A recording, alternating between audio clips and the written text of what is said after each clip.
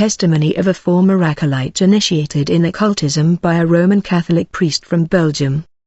I was born in Congo when my parents died. I came under the care of my uncle who was living in the capital. My uncle was affected by the death of my father. Later he sent me to school and began to support my studies.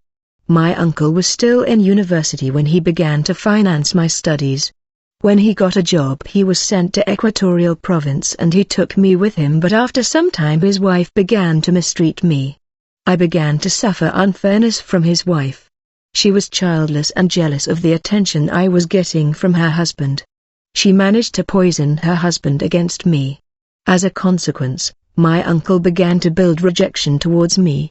In the end, my uncle kicked me out of the house and I became homeless in the street. I could not bear it. It was too much for me, so I decided to commit suicide. It was when I was about to do it that a friend of my uncle caught me. I explained to him that I was kicked out of the house by my uncle and his wife. He said there are people who rule and dominate this world. When we reach home, this man dominated my uncle and his wife. They did as he told them. Actually, this man was an occultist. He had a pentacle of domination through which he was dominating people and forcing his will on others. I was so impressed by the way he dominated my uncle that I wanted to be able to dominate people like him. Later he took me to his master, who said to me, "The spirit world is a dimension or a realm ruled by laws and codes. Evil spirits like things like perfume, incense, and candles. You need to bring these so that we can do a pentacle of domination." Later I brought the items requested. I was told to prepare to meet the great ladies of the sea, the Sirens. This was too much for me, so I complained to the mystic, who said to me, "You have to understand that I am a great master. I work with mystical worlds and I collaborate with invisible beings from the sea, beings from the second heaven and from the forest. Beloved, there is an invisible realm that Christians must be aware of. The 10 years I spent in occultism, I battled pastors and I dislocated churches. Christians are under systematic attacks from the dark world of the devil." I told the mystic that I am too young to see the great ladies of the sea. The mystic said, "These are beautiful ladies. They will bring you a ring of power and domination. This ring is also a communication device with the marine kingdom." But as I insisted that I did not want to see these sirens, the mystic coasted some powder on my eyes to blind me from them. When the day of the appointment with the sirens arrived, we cooked for them and we arranged chairs for them. We were sitting when suddenly I heard women walking all over the places. These were the sirens. They sat on the chairs reserved for them. They ate the food prepared for them. I could hear them but I could not see them. After eating they decided among themselves who would be my wife. Afterward one of them joined me in bed. I got scared and I had goosebumps, but she was moving closer to me, so I stood up. When I did that, she got angry because she realized that I was avoiding her. She asked the mystic, "Why is this man avoiding me? I am beautiful. I cannot take this rejection. I am going away. This man is behaving like we are not beautiful. We are leaving instead of killing him. We will let him live, but we won't give him what we brought him." Then I heard the slamming of the door. It was the departure of these water sirens. I was emotional because when you invite the water sirens and you behaved like this, you would either die or become crazy. There are tough and rigid laws ruling the kingdom of darkness. The mystic who called the sirens was not happy. He said, "These are superior spirits that came to help you, but look at how you treated them. They could have killed you." Later the mystic wrote the pentacle of domination on a parchment. It was a circle with a cross inside it and 4 letters around the cross. These 4 letters are the initials of 4 demons of dominations. These 4 demons are dominions. The parchment is a rare sheet used in the occultism in order to write magic prayers and talismans. The mystic said to me, "In order to dominate people you will have to introduce your hand in your pocket and hold the parchment. As a result, the person you are talking to will be under your dominion. You just have to look him in his eyes." Then the mystic said to me, "You can begin to dominate at school, at home and in the neighborhood. You can do whatever you want because you can dominate anybody. From that moment I began to impose my will upon people. I dominated people who treated me unfairly. I also imposed my will in school. God created Adam to dominate creation, but Lucifer enabled his follower to dominate fellow humans, and domination is a lifestyle in occultism. I was loved at home and at school because of this power of domination. I had my hand in my pocket all the time in order to dominate.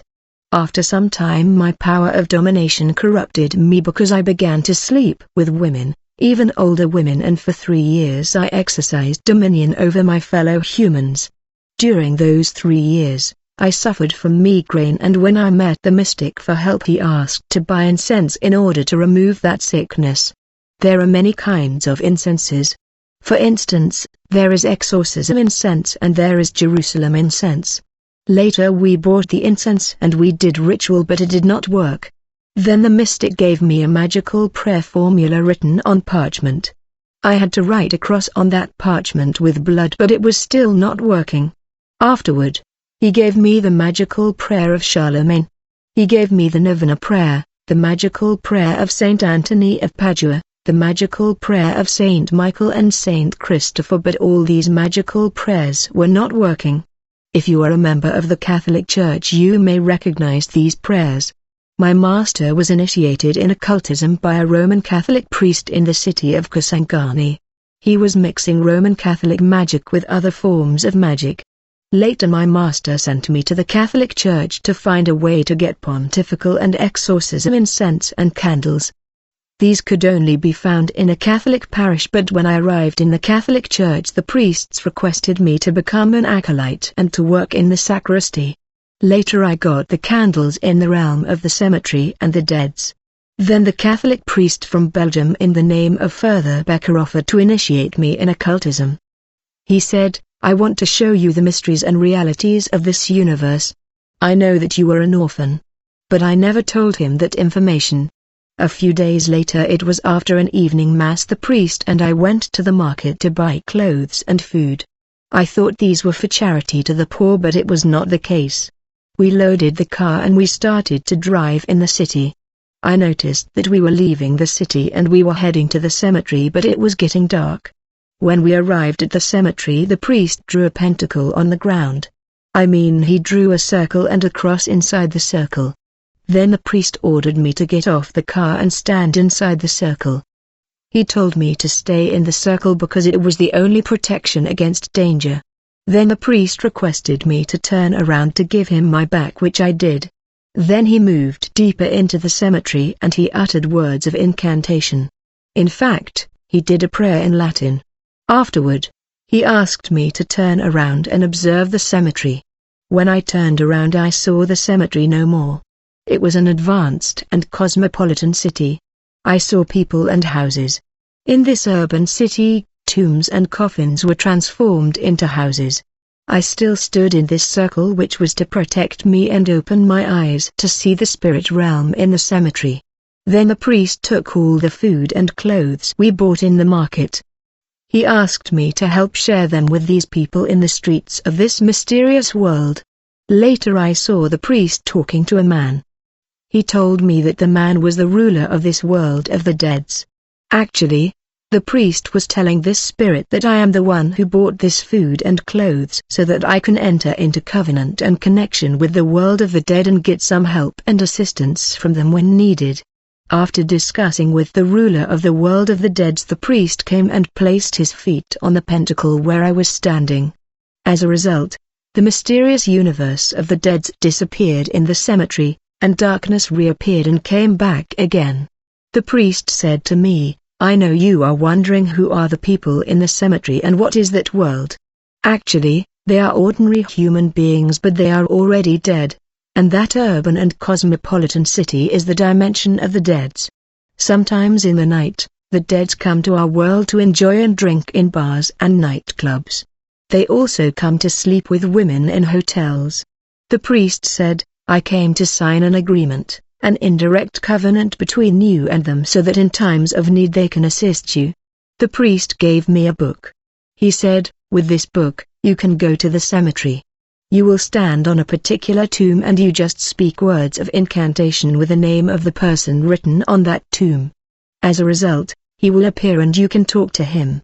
In case he does not appear, he is surely in the kingdom of God, but those who are in the abode of the dead are bound to appear. Then the priest revealed to me a secret. The priest asked me, "Do you know that during the Catholic Mass we invoke the dead and they come?" I replied, "I never saw anyone." "Yes, they do, but people don't see them because they don't have eyes, but all the Catholic priests can see the dead during the Mass because we are the initiated, and Catholic priests recite a prayer during the Mass. This prayer was approved by the Vatican for the invocation of the dead. This prayer is derived from the Roman Rite.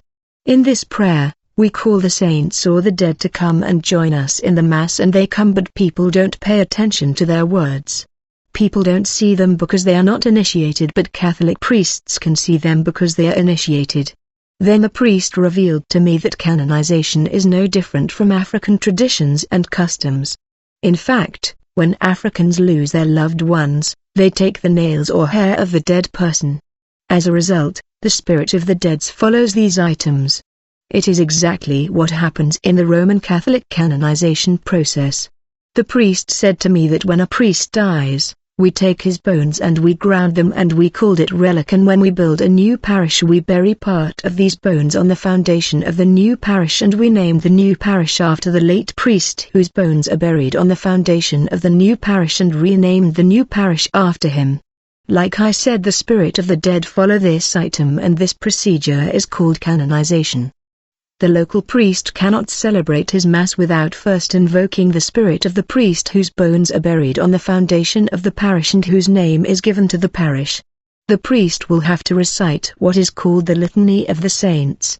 In case the parish is called St. Andrew, the priest will say, "St. Andrew, you keeper of our parish, come together with us and listen to our invocation.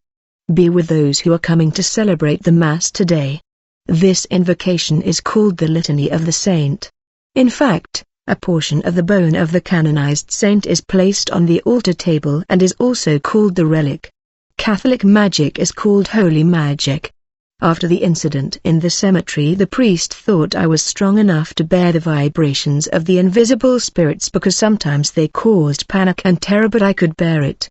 The priest made it clear that the dead and the spirits of the ancestors attend the Catholic Mass, but you must be initiated like priests in order to see them, yet many of the Catholics can't see them. Father Becker decided to expose me to the world of magic and occultism. He invited me to his secret library that was full of occultic books. There were all kinds of mysterious and esoteric books. He gave me access to his mystical and magical books. The first book I read in this mysterious library was called The Art of Speaking. According to this book, every human being has the capacity to speak and understand all the languages of the world. According to this book, the human has the capacity to understand the languages of all the animals of the world, including the languages of the birds in the sky, the languages of the fishes in the water, and the animals in the forest. The book explained that this capacity is deactivated by God, but it can be activated through specific prayer. It was after doing the prayer recommended by the book that my capacity to understand all the languages of the world, including that of the animals, was activated. I became able to understand the birds in the sky, the fishes underwater, and the animals moving on the surface. A magical prayer was enough to activate this capacity. I remember I was going to visit the priest when I heard a bird on the tree signaling another bird to be careful of my presence. When I heard birds talking, I was stunned and in wonder. Later I saw a group of ants singing and encouraging one another to work. This ability to understand animal languages became a distraction. I asked the priest to help me deactivate this faculty. The priest laughed and indicated to me the prayer in the back of the book for deactivating this faculty. After doing that prayer, I could no longer understand the languages of animals. Since that day I became closer to this Belgian priest. Afterward, he gave me a second book called The Invocation of the Dead. The book contained magical prayers. The priest said, "You can go to the cemetery and stand on a specific tomb or coffin and invoke the spirit of the person buried in that tomb. He will appear if he is not in the kingdom of God." Consequently, I began to summon the spirits of the dead and put them under my service. I was using the spirit of a dead man to assist me in the practice of magic for a spectacle that I was doing in the circus. He became my servant spirit to get things to appear in public during a spectacle in front of the crowds. I was sending my servant spirit to take things here and there, and after the item was seen by the crowd,